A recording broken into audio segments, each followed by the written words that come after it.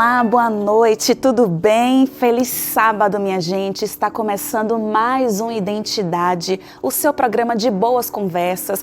Você sabe que o nosso encontro está marcado todos os dias, de segunda a sexta, sempre às 11h30 da noite. No final do dia, eu espero você para compartilhar testemunhos e histórias marcantes de vidas transformadas que podem, inclusive, transformar a sua vida também, viu?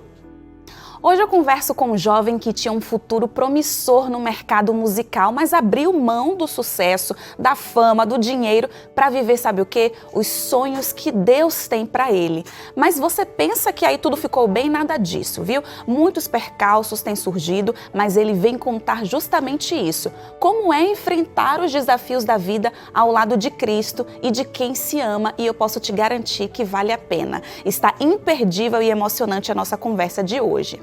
Mas antes de receber esse convidado super especial aqui no ID, que inclusive já esteve aqui em outras ocasiões com o Wagner Cantore, quero te oferecer o nosso guia de estudo da Bíblia, essa linda revista aqui, ó, Jesus, Restaurador da Vida, preparada pela Escola Bíblica da TV Novo Tempo, para você estudar e conhecer melhor esse manual que Deus nos deixou, que é a Bíblia. Esse é o guia Jesus, Restaurador da Vida, uma das lições fala inclusive sobre Jesus e o sábado. Você tem conseguido descansar aí, relaxar a mente, desacelerar os pensamentos? Porque especialistas chamam o nosso mundo atual de sociedade do cansaço. E é verdade, né? A boa notícia é que nosso Criador projetou aí um descanso fundamental para a gente. Desde a criação do mundo, Ele estabeleceu essa pausa para a gente respirar fundo, se conectar com Ele, a gente passar um tempo de qualidade com o nosso Senhor e com a nossa família também. Se você quiser saber mais sobre a Bíblia, o que a Bíblia diz sobre o sábado, peça agora mesmo o seu guia de estudo Jesus, Restaurador da Vida. Ligue em horário comercial aqui pra gente, o número eu vou deixar aqui, vai aparecer na sua tela para você anotar. 0 operadora 12 21 27 3121. Só que você pode enviar agora mesmo aí através do seu celular, você entra no WhatsApp e coloca lá o nosso número, DDD 12 9 8244 0077. Poxa, não mexo muito com o WhatsApp, pede ajuda de alguém, mas não deixa para amanhã não. Manda hoje mesmo aí a sua mensagem e faça o seu contato com a gente, que a gente vai ter o prazer de te responder e mandar esse guia gratuitamente para você. Agora eu faço aquela pausa bem rapidinha de 30 segundos. Na volta eu recebo aqui pela nossa porta o Jefferson Pilar, que além de contar a sua história, seus desafios e lutas diárias, vai contar para nós como ele fez para poder superar todos os desafios. Eu espero você.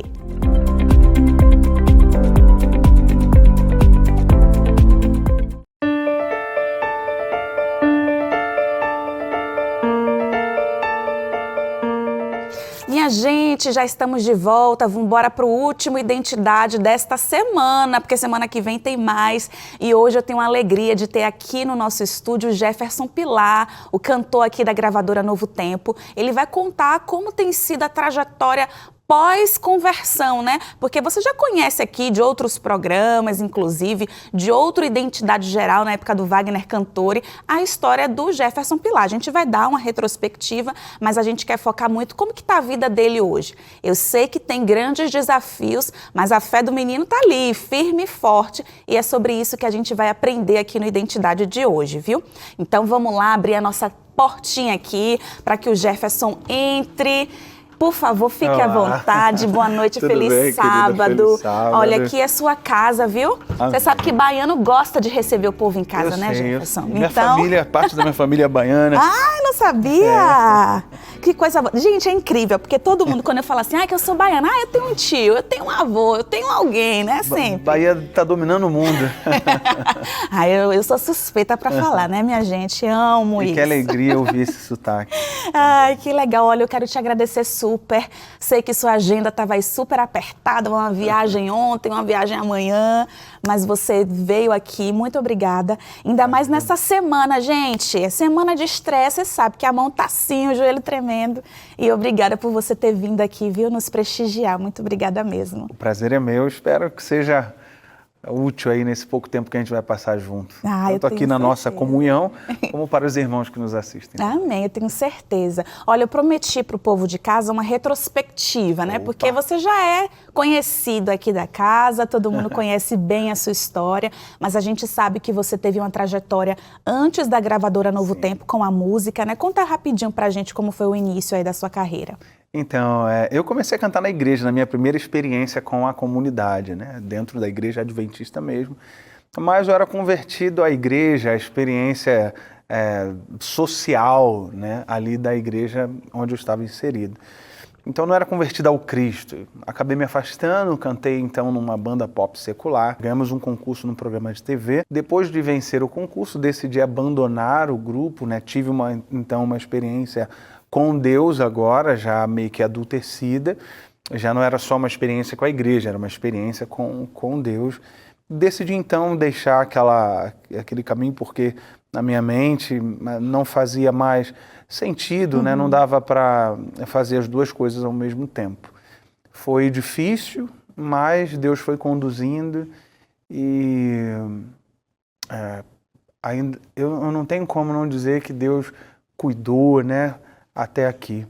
E foi uma bênção. Eu acho que esse é o resumo, assim, de modo geral. Muita gente tem aquele tabu, aquela ideia, e a proposta do Identidade, inclusive, nem é essa, de achar que a gente passa por uma situação difícil e que a gente tem um final feliz, né? A gente sabe que algumas pessoas, os momentos são altos e baixos, é isso que eu tô querendo dizer. E que a nossa trajetória até a volta de Jesus vai ser assim, de momentos bons, de momentos ruins, de momentos melhores, outros piores, e que a presença do Senhor é a constância em todas essas circunstâncias que a gente vive, né, Jefferson? Exatamente. O final feliz vai ser naquele grande dia que eu não vejo a hora, inclusive. Estou super ansiosa para que isso aconteça logo. E para você não tem sido diferente, né? Depois que você se tornou aí um cantor, que se dedicou mesmo à carreira cristã, a evangelizar, a tocar o coração das pessoas através da música, quais foram aí os grandes desafios? Sobretudo, eu acho que o desafio brabo mesmo sou eu mesmo, né? Porque a gente não tem um controle das circunstâncias e nem o que as pessoas vão fazer conosco nessa caminhada. Mas a gente sempre pode escolher como nós vamos reagir às circunstâncias e às situações, a pessoas. Então, eu acho que, sobretudo, eu sou o meu maior desafio. Mas enfrentei várias circunstâncias, né? Tanto no sentido de financeiro, crises de fé, né? Não tem como não se ter isso, ainda mais a gente que vai se aprofundando mesmo nas escrituras, a gente vai estudando não só as escrituras, mas também a realidade, e às vezes a gente se depara com situações muito desafiadoras que vai gerando, né, uma crise aqui, outra ali. A caminhada cristã, como você falou, ela não é linear, ela é de altos e baixos, né? Uma hora você está bem, outra hora você tá mal. É claro que Deus não prometeu mesmo felicidade do lado de cá da queda. E Deus, ele prometeu, na verdade, a sua companhia. E a partir dessa companhia, a gente tem uma caminhada sem medo. Mas não uma caminhada feliz, né? Essa coisa, estou feliz o tempo todo. Não, isso não existiu para ninguém nas Escrituras, nem para o próprio Cristo, né? Por incrível que pareça, tudo começou assim, as situações mais difíceis da minha caminhada até agora, foi quando eu comecei a fazer teologia, né? Em 2019 eu comecei a fazer teologia e naquele ano a gente tinha sonho, né, de ter mais um bebê. E as coisas estavam encaminhando, planejamos tudinho e engravidou, né? E a gente cheio de expectativa, cheio de esperança. E infelizmente ali no final do ano, no final do primeiro ano de teologia, 2019, a gente perdeu aí nosso bebê, né? E isso foi um baque, né? É claro, né? É um baque muito forte. E essas circunstâncias que não são administráveis, né? Então você tem que revisitar a sua história com Deus, tem que revisitar as Escrituras e o lugar da oração a fim de permanecer firme. Eu já aprendi, né? Eu acho que eu já adulteci para entender isso, que a confiança em Deus não elimina o caos fora, ela elimina o caos de dentro. De dentro, exatamente. Então, vira e mexe, a gente vai ter que aprender a lidar com isso. E hoje eu nem peço a Deus para que me poupe de desertos. Eu peço a Deus para me tornar um tipo de gente capaz de lidar com os desertos da vida e também aprender a lidar com as coisas boas sem se perder, sem perder a integridade nos sabores e dissabores da vida, né? Olha, em pouco tempo de entrevista, duas coisas já me marcaram aqui. Você se reconhecer como o seu maior desafio, porque é preciso uma certa maturidade para entender que nós somos os nossos maiores inimigos. E somos. E somos. E agora você falar isso, né? Porque dizer assim, Senhor, vem em mim deserto, não é fácil você falar isso para Deus. Mas eu já fico... Já até aqui, para mim, já foi suficiente. Imagino o que vem pela frente, né? Amém, nessa entrevista. Amém. Glória a Deus por isso. Você falou aí sobre essa luta que você viveu quando você começou a fazer teologia. Se a gente for parar para analisar essa sua situação, a partir do prisma do grande conflito, você acha que essas tentações surgiram justamente para fazer você desistir desse propósito? Então, eu acho que haverá sempre essa conspiração mesmo, né? Porque a gente está, como você falou, usou o termo grande conflito aí. Parte disso é tudo muito misterioso, a gente não sabe todo, a gente não enxerga o todo, né? Mas eu tive vontade de desistir mesmo, e várias vezes, e eu terei outras vezes também. Eu não tenho essa expectativa de que vai ter um momento que vai chegar no ministério, é isso mesmo. Não, a gente sempre vai ser possuído por essas angústias, né, ao lidar com circunstâncias adversas. Então, eu penso que sim, eu penso que o inimigo não quer mesmo que a gente siga por este caminho, né? E a gente tem que permanecer firme, o que não é fácil mesmo, porque a gente duvida, né? Eu duvido muito, será que é isso mesmo? E lidar com o mistério para nós, seres humanos que temos mania de controle, não é uma coisa fácil de se fazer. Então, eu acho que o pessoal sempre fala, o inimigo está irado. Eu já falo, ele está irado sempre, está irado desde sempre, né? Mas com certeza ele não quer isso, né? Que a gente vai por esse caminho. Ele quer a minha perdição, essa é a verdade. E como foi que vocês conseguiram, assim, sentir paz quando você teve a perda do bebê, por exemplo, você e a sua esposa? Então, paz, às vezes o pessoal pensa que paz é essa coisa tipo zen, né? A gente tem momentos de paz e tempos de angústia. Então, não foi depois que aconteceu, foi difícil e depois nós tivemos paz. Não. Como eu falei, não é linear, é de altos e baixos. Uma hora a gente está tranquilo, a gente descansa, principalmente quando a gente revisita as promessas de Deus, né? De que a morte não tem a última palavra, de que ela tem prazo de validade. E a gente revisita e às vezes a gente está em paz, mas o ser humano é complexo, a vida é complexa. E tem outras vezes que eu sou possuído por angústia também. Que faz parte da nossa humanidade, exatamente, né? A gente também precisa compreender as nossas limitações humanas, as nossas fraquezas, para que quando a gente esteja fraco, aí a gente esteja forte, né? A gente vai num breve intervalo. Meu Deus, passou tão voando essa primeira parte, Jesus, mas fique aqui, viu? Fique aqui comigo, porque tem mais coisa. O Jefferson Pilar vai contar sobre outros desafios e sobre como ele lida com tudo isso. Eu tenho certeza que vai ser muito importante para que a gente também se fortaleça nos nossos momentos conflituosos. A gente volta já já e eu espero você!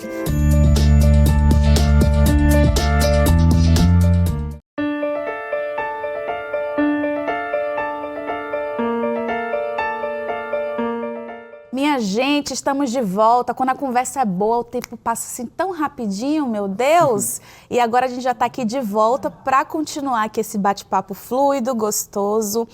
Depois você passou por um outro problema que aí já veio por causa da pandemia, né? Tudo fechado, não tem evento, você vive desses eventos. Aí já afeta o bolso também. Como que foi para você administrar isso? Para todo mundo foi ruim, né? Sim, para os cantores foi bem difícil porque a gente vive de aglomeração e uma vez que já não tem mais convite, a nossa economia vai lá embaixo. Eu estava juntando dinheirinho, outro sonho, né? O primeiro sonho era de ser pai de novo. E esse segundo sonho era, antes de me formar, comprar um terreno, né, dar uma entrada em um apartamento e tudo mais. Eu estava juntando dinheiro para isso. E aí tudo que a gente estava juntando teve que ser usado para esse período. Ainda bem que eu estava juntando, né? Já foi aí uma provisão. Mas foi muito difícil. Tempos que a gente falava assim, ó, só tem como pagar o aluguel esse mês, bicho. Senão lascou, já vão começar a pensar aí um outro caminho. E é a realidade da maioria dos brasileiros, Exatamente, né? Exatamente. Por isso que eu não posso falar assim, foi só comigo, olha que difícil. Foi difícil para todo mundo, foi difícil. Então é aquela coisa, é sempre importante revisitar a nossa história com Deus e revisitar as promessas de Deus, revisitar as Escrituras e o lugar da oração, para lembrar que, primeiramente, Deus não prometeu uma vida com ausência de sofrimento. E quando se tem essa expectativa, se sofre mais. Por isso que a gente precisa sempre fundamentar o nosso conhecimento sobre a Bíblia. No início do programa a gente falou aqui de um estudo bíblico, eu queria até aproveitar aqui rapidinho para reforçar. A gente tem aqui o guia de estudo Jesus Restaurador da Vida. E você pode pedir já o seu, 0 operadora 12 21 27 3121. Na segunda, tá bom? Em horário comercial.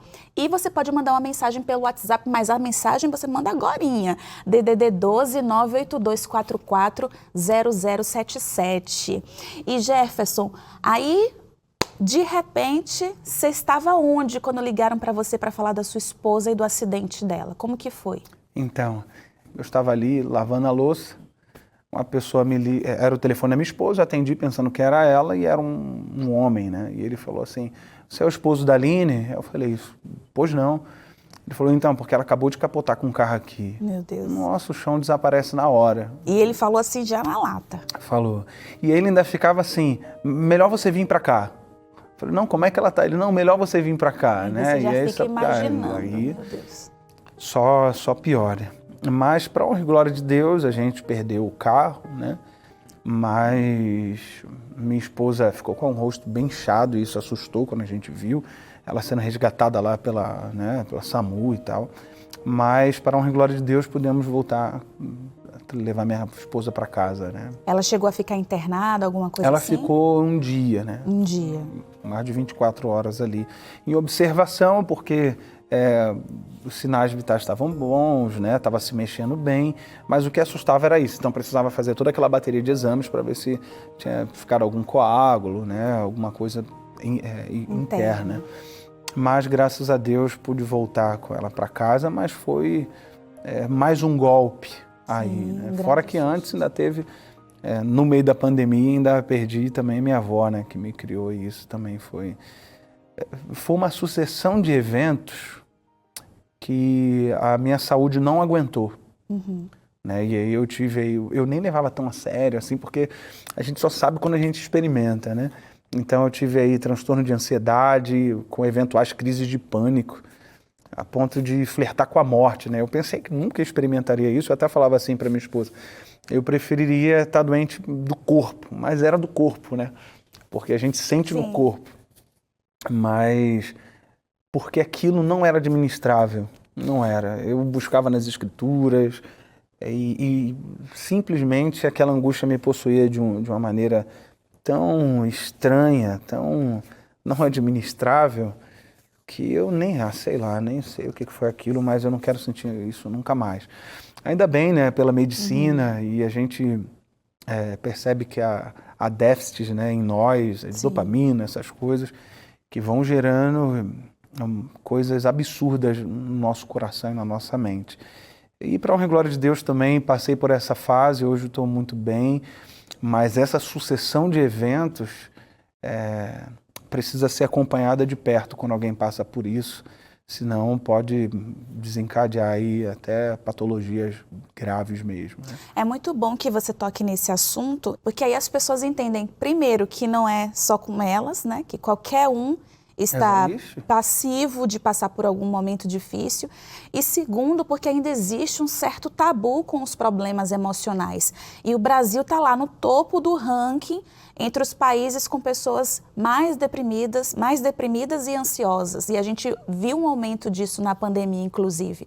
Mas e aí, guardar para si não é o melhor, né? Você falou aí de recorrer aos médicos. Tem que recorrer, ainda bem que pela medicina. Sim. Ainda bem pelo profissional dessa área, porque tem todo o estudo dentro disso, né? Tem uma medicação certa a partir do diagnóstico. E para mim foi muito bom, eu melhorei muito rápido mesmo.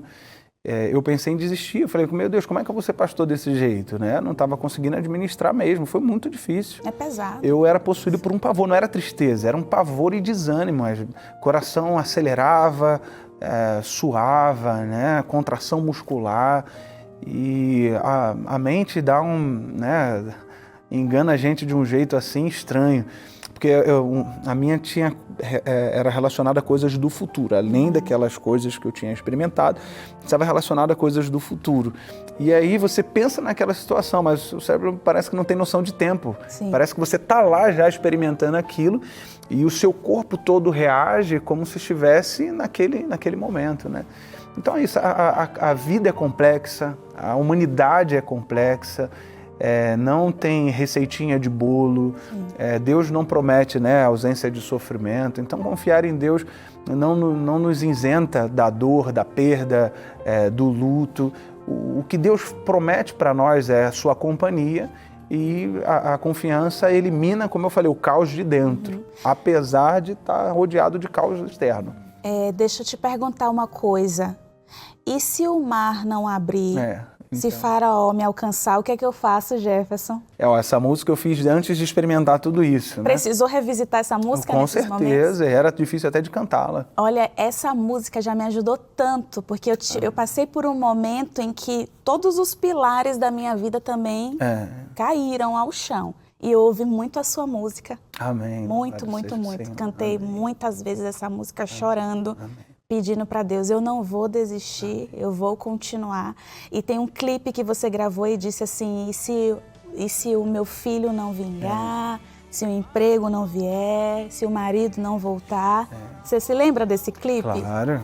E eu repetia isso junto com você. Não era parte integral da letra, mas você ministrava ali e aquilo me ajudou demais. E eu louvo muito a Deus por isso. Eu louvo a Deus por porque você foi usado mesmo na minha vida, viu? E saiu música desse momento? Saiu uma música, porque além de ter perdido a minha avó, né, o bebê, a gente também perdeu amigos. Só que eu não quis escrever uma música por um caminho melancólico. Porque a promessa de Deus, ela possui nosso coração de esperança. O apóstolo Paulo, ao escrever a igreja de Tessalônica, eles pensavam que só estariam salvos quem estivesse vivo na volta de Jesus. Então, quem morria para eles estavam perdidos, né? Eles não tiveram oportunidade, uma vez que o apóstolo Paulo ficou só 3 semanas ali em Tessalônica. Então, o apóstolo Paulo escreve a carta a fim de resolver essa demanda, dessa ignorância deles quanto à realidade dos mortos. Então ele escreve assim: irmãos, não queremos que vocês sejam ignorantes quanto aos que dormem, para que vocês não se entristeçam como os que não têm esperança. Ele não diz que não tem tristeza, ele diz que existe a tristeza dos que têm esperança e dos que não têm esperança.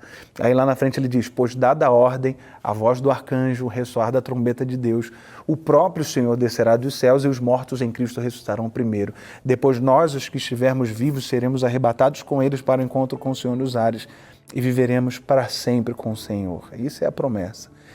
Então, é uma promessa que não elimina a tristeza do agora, mas a nossa tristeza, ela é possuída de esperança. Então eu escrevi uma música, é até nome de filme, né? A Morte Vai Morrer, né? No sentido de que a morte tem prazo de validade, ela não é o fim. Deus prometeu isso pra gente e a gente deve se agarrar, se apegar a essa promessa, essa realidade linda, né? Que para mim, da volta de Jesus, do segundo advento, a promessa mais linda para mim é essa, dessa ressurreição, de que a morte não é o fim, de que teremos de volta a nossa gente. Isso vai ser maravilhoso. Amém, amém. Enquanto você fala, eu consegui até visualizar esse momento. Amém. Gente, não tem forma melhor do que concluir essa entrevista com essa esperança, né? De que logo ele vem, de que tudo isso, esse aperreio vai passar e não vai ter mais ninguém avexado aqui nesse mundo. Amém. Né, Jefferson? Adorei Muito obrigada pela sua companhia, por você compartilhar aqui, viu, das suas dores, e que a gente pôde, através de você, a gente pôde aprender a superar cada uma delas, na certeza de que elas não vão ficar de fora da nossa trajetória, mas de que Deus vai estar dentro para nos ajudar a enfrentar todas as dificuldades. Amém por isso. Muito obrigada mais uma vez. Legal. Gente, feliz sábado, meu povo, meu beijo. Até segunda. Que legal.